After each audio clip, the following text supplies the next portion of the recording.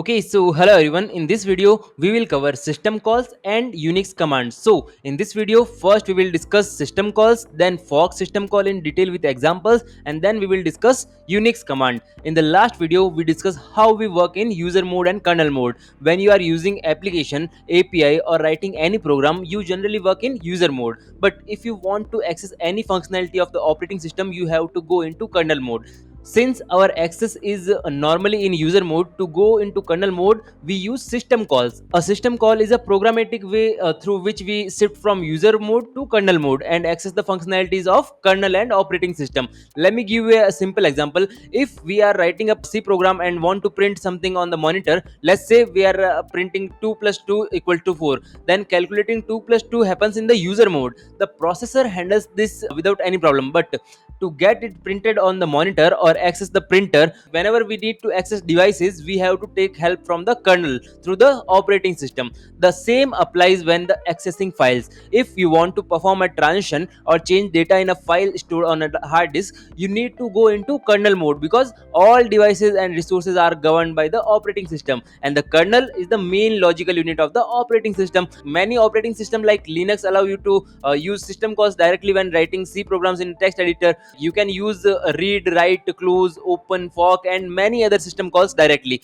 Generally in Linux or any other operating system, there are hundred of system calls. In Windows has around 700 system calls. Many operating systems don't require you to write system calls directly. Instead you use APIs or local libraries like printf or scanf. Printf is not a system call itself, it's a function that access system calls internally. Whether you use system calls directly or through APIs and functions, the work ultimately gets done through the system calls, because they invoke the kernel to perform the task. Now, categories of system calls. System calls vary according to operating system. Many have around 300 system calls, while Windows 7 has around 700. The first type is file related system call. When we write any C program using some API or application and execute it, the program becomes a process in the operating system. When it's in running mode, that process will be in the RAM along with the operating system kernel. If we want to do any execution in the process, let's say access some file, the process doesn't have the privileges. That the privilege will be given by the kernel. The process will invoke a system call to access that file. For files, we need to create files, open files, read files or write files. All file related work is done through file related system calls. Now the second category is device related system call. Device related system calls are used when you want to access any device or hardware, whether it's a hard disk, printer or monitor. User can never do direct access. Okay, they need privilege from the operating system through system calls. Whether you are reading from a device, writing to a device, repositioning values or accessing attributes, we use device related system call. We also use IO control to control input output devices, and file control to control file control. Now the other category is information related system calls. These are used when you want information about processes or devices and their attributes. For example, get PID is used to know a process ID, and get PPID is used to know the parent process ID. When you need like process related information, which we call metadata in general terms, like data of data, like an audio file size, file name, permission or extension, we use information related system calls. Now similarly, for the system time, date or other system data, we use information related system calls. Now the other category is process control system calls. This is a major category where we load processes. Program are generally written and saved in secondary memory on hard disk for permanent storage. When we need to load them into main memory or execute them, we use process control system calls. The fork system call is very important here. In a multiprocessing environment where we want to do multiple process and tasks simultaneously, we can use multi-threading or fork system call. In fork, like a process creates its own child process. Child process does its work while the parent process also continues its work, creating a multi-processing environment. We also have wait and signal system calls. Now the other category is communication system calls. Like in communication, we use inter-process communication, where two processes communicate with each other through method like pipes or shared memory. We have pipe system call, SMH get system calls to get shared memory, system calls to create or terminate connections. There are other categories like protection and security system calls, where we use chmod, umask to change file permission. Now let's discuss the fork system call specifically. We use fork to create a child process. process. Let's say there is a process. If I wrote a C program with the printf hello world, this is the main program which we call the parent program. Okay, this is the program on the screen, you can see it. When I write fork anywhere in the parent program, a child of that parent gets created. The child process is an exact clone of parent with its own id. Both child and parent have their own ids, and the child picks up execution from the point where fork was called. Now the fork system call return different values. Now the 0 denotes the child process, 1 denotes the parent process, negative value -1 means the child process couldn't be created due to some error. We typically only consider the first two cases, since we assume the child process will create it successfully. Let me explain with a program example. Int main, if I write fork here followed by printf hello, without fork hello would print once, but the moment you write fork, a child process gets created that runs parallel to the parent. Both the child and parent will execute printf, so hello print twice. If I write fork twice here, the first fork creates one child from the parent, and the second fork means the child creates its own child, and the parent also creates another child. So we have four processes total, and hello prints 4 times. Now what is the formula of fork here? Here is the important formula. If fork is written n times, the total number of times the output prints is 2 power n, means 2 raised to power n. The total number of child processes created 2 raised to power n minus 1.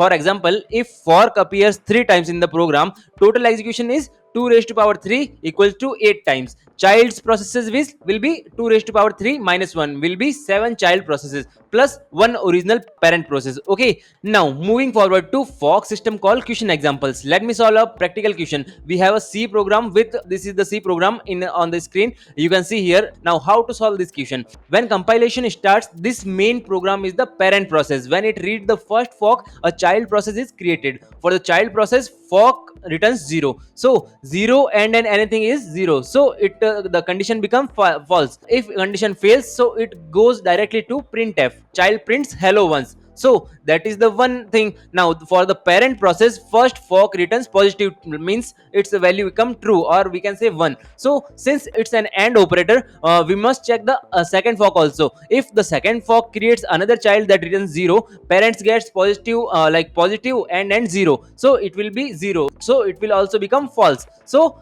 the child also goes to the printf function, it will print another hello. So now we have discussed that there is 2 times hello, but the original parent gets positive and positive, means 1 and 1. It means the condition becomes true, so it enters the if block and the execute the third fork. So this creates one more child and the parent, like and this new child print hello, and parent will print also hello. So 2 times before and now parent and child. So how many hello printed? Total 4 times hello.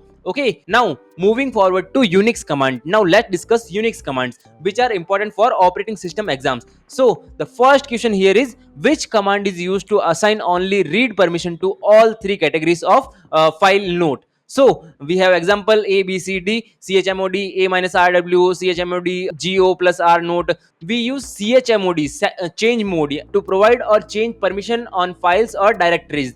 There are 3 categories: user, group and others. We will write it as UGO. And there are 3 types of permissions: R, W, X. R means read, W means write, and X means execute. So we have to give all 3 permission to each category. So user category permission is RWX, means read, write, execute. So we can't change the order here. So first read, then write, then execute. If we want to give the all 3 permission to group, then read, write, X, others to the read, write, X. So if we want to give only 2 permission, read or write to user, then we will write read, write only. Then if we want to give group only write permission, then we will write W only. Okay, so this is how we will give the permissions. So the correct command here is chmod ugo, user, group and others. Ask that only read permission to all 3 categories of file note. The right option will be chmod ugo equal to r note, means the first option is chmod a minus rw. It is not giving the permission, it is reducing the permission. The B option is chmod go plus r note, but it is giving only group and others. And the other option D is chmod u plus r, means we are giving read permission to user, G plus R means we are giving the read permission to a group, but O minus X, but we are not giving the read permission to others. So this is wrong. A, B and D is wrong, but C is correct. So user, group and others, we are giving read permission to user, group and others. So this will be the right option. Now other question, second question is chmod UGO plus RW note command can be represented in octal notation. What can be the octal notation? So in UGO format, we write in octal format, read will be 4, write will be 2, X will be 1, execute will be 1. So first option is chmod 555 note. So let's add it. 4 plus 1 is 5. 4 is for read and 1 is for X. There is no write in this question for read plus write equal to 4 plus 2. So since we are giving read write to user, group and others, so 666. So chmod 666 note is the octal equivalent. Now the question 3 is lseek command. Suppose you have a file fi whose contents are 1 2 3 4 5 6 7 8 9 0 and A to J. Now here lseek is used two times sequentially. Lseek n comma 10 comma seek underscore current, lseek n comma 5 comma seek dot set. So what does it mean? Lseek n comma 10 comma seek underscore current. So it moves 10 position forward from the current position. Current position is 0, so head moves to the position 10. Now the pointer is on 10. So first is clear. lseek is a system call used to move the read write head to access data randomly in the file. By default the read write head stays at position 0. So the first will be lseek moves 10 position forward from the current position 0. So head moves to the position 10. Now the second says lseek n comma 5 comma seek underscore set. So it sets the head position to the position 5. So after both the operation, the read write head will be at the position 5. Its answer will be 5. The option number B will be the correct. This covers the essential concept of system calls, fork operation and basic unique commands that are frequently tested in competitive exams. So that's all for this video. We will meet in next video. Until then, bye bye.